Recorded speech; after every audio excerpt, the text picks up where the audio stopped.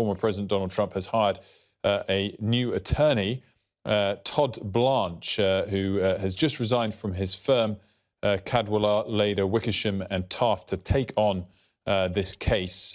He says, "I've been asked to represent Trump in the recent charged DA case, and after much thought and consideration, I've decided it's the best thing for me to do and an opportunity I should not pass up." He's a former assistant U.S. attorney in the Southern District of Manhattan, which, of course, is what's bringing the case.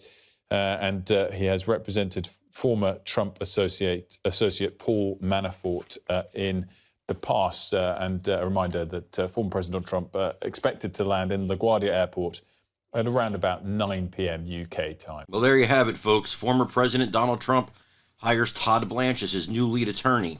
Now, that does not mean that Joe Tacopina is off the case. You've probably seen him on a lot of your television shows this weekend and the past week, representing Trump, talking about the case, talking about why it's a sham. But here's the thing about the new attorney, Todd Blanche. He also represented against Alvin Bragg, an associate of Rudy Giuliani's. But more importantly than that, and what likely caught the attention of Trump, is that he was successful against the Manhattan District Attorney in having mortgage fraud and other charges dropped against Paul Manafort, against this Manhattan DA. He got those charges dropped in court. So he's been successful against the Manhattan District Attorney before, which is going to be a nightmare scenario for Alvin Bragg. Trump really has a dream team of attorneys for what is tantamount for you and me to a jaywalking case. I mean, that's the best way I can describe it in using an analogy. It would be like a jaywalking case for us. We understand what this is. You know, nobody's going to court for jaywalking. Most people are settling this case out of court. But this district attorney, Alvin Bragg, obviously wants to make a name for himself, in my opinion. I believe he wants to be governor of New York someday, and I think he thinks that this is the launching pad to get him there. Now, New York Mayor Eric Adams also said today that he will not tolerate any violence with the protests, and he'll bring the cops down basically heavy on any Trump protesters that get out of hand.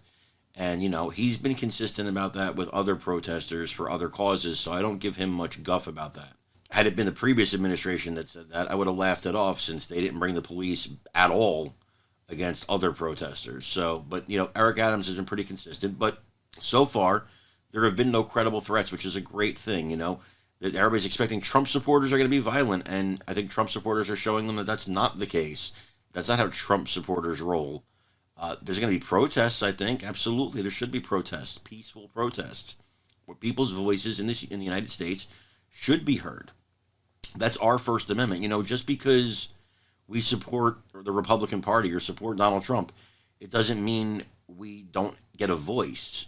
It doesn't mean our First Amendment is gone because we support a candidate that you don't like. That's not how it works. So, you know, I pray for peace tomorrow, and I pray that Donald Trump gets a fair hearing, fair arraignment, and should it happen, a fair trial. In the meantime, I want to thank you guys for joining us here at Explain America. Again, I'm Carmine Sabia. Please remember to like, comment, share, and subscribe. We're going to have all the breaking news on this case and others, so stick with us. We love you guys. God bless you. Take care, everybody.